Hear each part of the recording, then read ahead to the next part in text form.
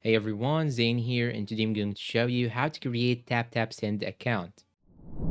First, you'll have to download the application on your phone, and once you download it, you will have to open it, then click on this button on the right side, sign up. It will ask for your first and last name, just enter them, then click on next. Now you will have to enter your email, password, then confirm it, and you need to make sure that your password should be at least 12 characters. And now you have to enter your mobile number. You can choose your country from this option right here on the top, and here all these countries are available. After adding your phone number, they will send you an OTP. You just have to enter it right here, then click on next. Then it will show you this page. It says welcome, and now you can pick your country to start your first transfer. So let's say that I'm gonna choose Philippines. So after choosing it, you can now add the amount of money that you want to send him in euros or USD, for example, and it will show you here on this side how much would the receiver get. So let's say that I will type 50 euros, he will get 3,175. After that, click on next, and now it will ask you which recipient that you are going to choose. You can click on add new recipient if you want to add a new one. After adding the recipient, it will be displayed right here, and you can choose it in the upcoming transfers.